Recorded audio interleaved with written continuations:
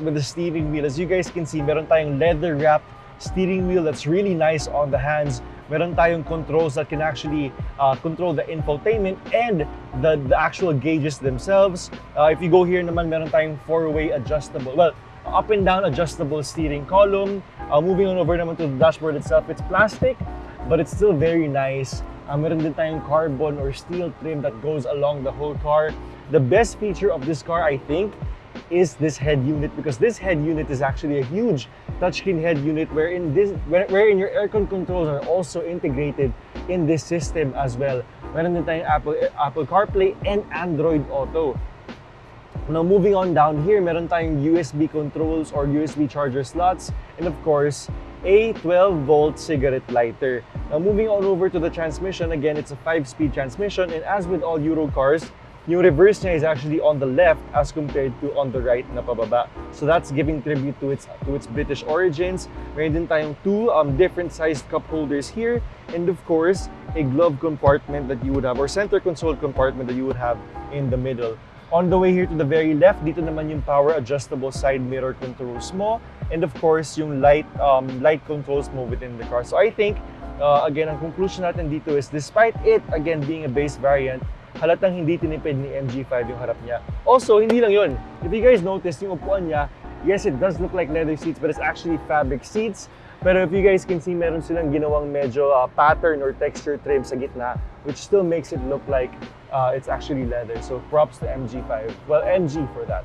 So here we are in the rear layout of the MG5, and as you guys have seen the video of the MG versus Vios Comparo, we had Sir Aaron, Stanley, and myself sit here, and we were showcasing how big the space was. Sir Aaron's actually 6'2", and he was sitting here, and pinapakita namin that his head still did not hit this, and he was actually very comfortable. So as that would say, that the MG5's rear layout is actually really huge. Ngayon, wala naman tayong rear aircon vents or anything, but the aircon from the front is actually strong enough na umaabot siya dito.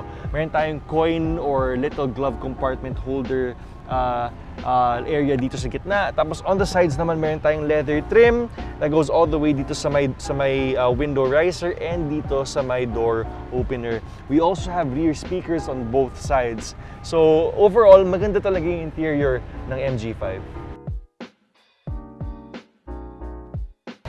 So here we are driving the MG5 around Ortigas, and the first thing I noticed was it has a very comfortable ride, but even for me, medyo natakot ako because as I was driving and pressing on the gas pedal and the clutch, medyo nagulat ako because ang taas ng clutch level niya.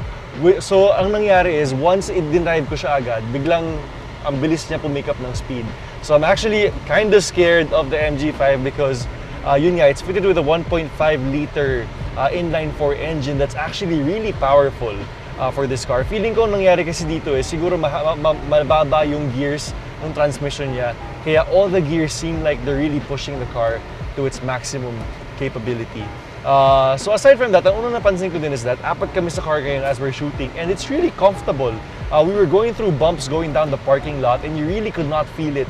So as you guys know, Euro cars are actually known for their luxurious and comfortability rating. So this being a true European car in its roots still gives homage to that. Aside from that, it brakes really well as well, and maganda siya. It doesn't feel spongy or anything, and that I think is because of the disc brakes in front. Although, sa lahat ng sinabi ko na yun, hindi pa yun yung best feature ng kotse na to, because the best feature of this car, I think, is the electronic power steering, because look at how light it is. I'm literally using one finger to actually control the car as of the moment as I'm turning into a parking lot. Ganun siyang kagaan.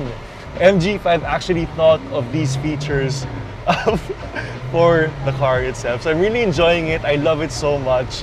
If anything though, bagay siya kahit sa beginner na driver. If you wanted a car straight out of college or when you just first started working, then this would be the car for you.